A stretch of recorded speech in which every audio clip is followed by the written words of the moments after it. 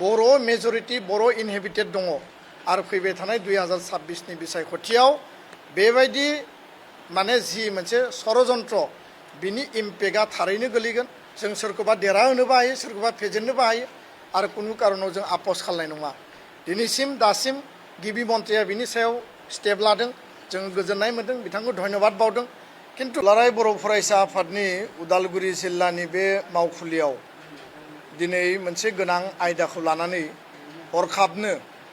बे खौरांगिरि मेलखौ हांख्रायनो गोनां जादों जाहोना जाहैबाय जे मैया 17 जुलाइ 2025 सनितपुर जिल्लानि सारिदुवार हाग्रा बिफाननि सिङाव थानाय सिंलिमारि एफआरसि आरो लोगोसेनो माखासे एफआरसिफोराव सालबारि एफआरसि आरो बारिखारा एफआरसि फरेस्ट डिपार्टमेन्टनि गेजेरजों मोनसे नटिस हरनाय जादों जे रेन्ज अफिसारा जे गोख्रैनो 7 साननि गेजेराव बे सिंलिमारि आरएफनि सिङाव थानाय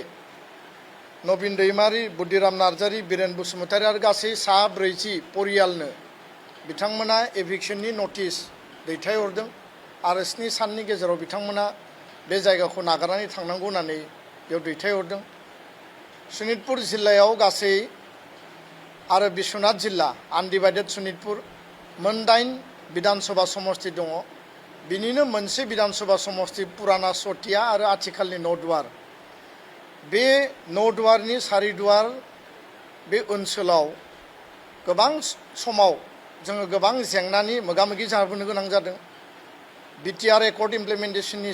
गेजेरजों गामि सोसननाय फरेस्ट राइट एक्ट 2006 नि गेजेरजों हानि पट्टा होनाय बे गासैबो खामानियाव जोङो बादा मोनबाय थादों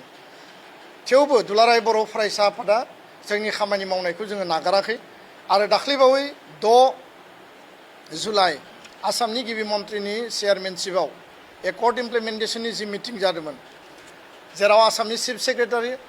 आरो हाइ रेंकनि अफिसारफ्रा दङमोन आरो गिबि मन्थ्रिया 2006 एफआरए एक्ट बायदियै चिफ सेक्रेटारिखौ डाइरेक्शन होदों जे डिसि सनितपुर डिसि बिश्वनाथ सानैजोंबो टेलिफनिक डिसकासन खालामदों गिबि मन्थ्रिया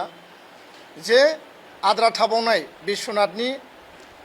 प्राय 2000सो एफआरसिनि जे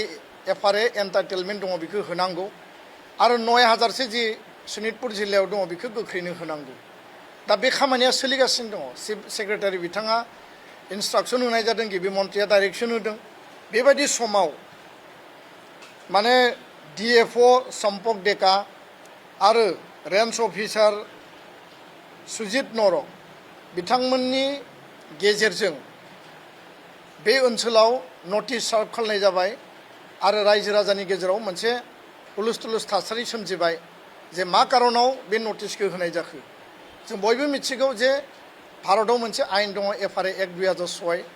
आरो बे मते ट्राइबेला हाग्रा ओनसोलाव थानाय 2006 सननि बे आयेन बायदियै बिथांमोना हानि पट्टा मोननांगौ फरेस्ट डुवेलार जायफ्रा 75 इयार्स बा 3 जेनेरेशन जायफ्रा नन ट्राइबेल बे फरेस्ट डुवेलार्सनि आन्दाराव गोलैयो बिथांमोना 3 जेनेरेशन जुदि मिट खालायोबा बिथांमोनाबो अधिकार मोनो दा ट्राइबेलनि सायाव बा सन अफ द सइलनि सायाव बे जि इन्सट्राक्शन आसाम सरकारा बेयाव इमप्लिमेन्टेशननि थाखाय खामानि मावदों लेन्ड एन्टाइटेलमेन्टनि थाखाय खामानि मावदों डिसिआ खामानि मावदों किन्तु डिएफअ आरो रेन्जारनि गेजेरजों सनितपुर बिश्वनाथाव गोबां रेन्ज अफिस दङ आरो माखासे डिएफअफोर दङ अकल नौदुवार समष्टि विधानसभा समष्टि आरो सारिदुवार रेन्ज अफिसनि गेजेरजों नटिस सार्भ खालामनायाव मोनसे पलिटिकेल कनस्पिरेसि दङ आरो बे सटिया आरो आथिखाल नौदुवार समष्टिनि जाय माने पाब्लिक रिप्रेजेन्टेटिभ जाय पलिटिकेल रिप्रेजेन्टेटिभ बिथांनिनो बेयाव थोंजों आखाइ दङ होननानै जोंनियाव प्रमान मोनदों खारन माखासे पार्टिनि बिबानगिरि आरो जाय बिनि जनप्रतिनिधि बिथांनि इनभल्भमेन्टआ बै रेन्ज अफिसारनि गेजेरजों माने सोराङाव फैदों आरो बेखायनो दुलाराय बर' फरायसा आफादा बे मेटारखौ लानानै गोख्रोङै जों सोंखारिदों आरो कुनु कारनाव जों आपस खालामनाय नङा कुनु कारनाव जोङो बेबायदि नटिसखौ लानानै दुलाराय बर' फरायसा आफादा जोङो एक्सेप्ट खालामा आरो बिनि थाखाय मैयानो लोगो लोगो आसामनि गिबि मन्थ्रि बिथांनिसिम नैबे मेटारखौ लानानै कनभे खालामनाय जादों आरो बिथाङा हरनि गेजेरजोंब्लाबो स्पेसियेल मोनसे इन्टारभेनसन खालामनानै नैबे जि नटिसखौ बन्द खालामनायजों लोगोसे बिनि दा आथिखालनि जाय DFO आरो बे जि रेन्ज एरियानि रेन्ज अफिसार बिथांमोनखौ लोगो लोगो ट्रेन्सफार खालामनाय जादों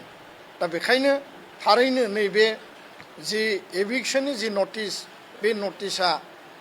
जोंनि थाखाय सोमोनांथाव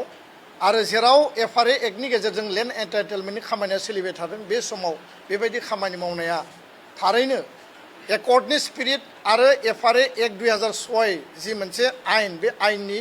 बिपरित बा उल्थानानै जोङो बुंदों बेखायनो बर' हारिया बिटिआरआव बर' कसारि काउन्सिलाव आसामाव जोङो उदाङै आबुङै गावनि अधिकारखौ लानानै थांना थानो लुबैयो हाया जोंनि गावनि मोनसे अधिकार आरो बर' बा ट्राइबेल मानसिया हानि मालिक आरो बे हानि मालिकनि सायाव जुदि नटिस खालायोबा बर'फोरनि सायाव जुदि नटिस खालायोबा जोंनि थाखाय आलादा रायजो गैथ'वा जोंनि थाखाय आलादा देश गैया भारतआवनो आसामावनो बिटिआरआव बर' कसारि काउन्सिलाव बा कार्बि आंलंआव गुबुन गुबुन काउन्सिलाव जों दिनै रायजो जानानै दङ दा बेखायनो बेबायदि हाबाफारिनि गेजेरजों जि जोंखौ पलिटिकेल कनस्पिरेसि खालामनायनि जि खामानि बे खामानिखौ जुदि मावबावब्ला सोरबा जुदि जनप्रतिया मावोब्ला सोरबा जुदि बेक्तिया बबेबा समस्ति भित्तियाव जुदि मावोब्ला सनितपुर बिश्वनाथआव 8टा बिधानसभा समस्ति दङ जेराव साइजेबल बर' भटार बर' मेजरिटि बर' इनहेबिटेड दङ आरो फैबाय थानाय 2026नि बिसायख'थियाव बेबायदि माने जि मोनसे षड़यन्त्र बिनि इम्पेक्टआ थारैनो गोलैगोन जों सोरखौबा देरहाहोनोबो हायो सोरखौबा फेजेननोबो हायो आरो कुनु कारनाव जों आपस खालामनाय नङा दिनैसिम दासिम गिबि मन्थ्रिया बिनि सायाव स्टेप लादों जों गोजोननाय मोनदों बिथांखौ धन्यबाद बावदों किन्तु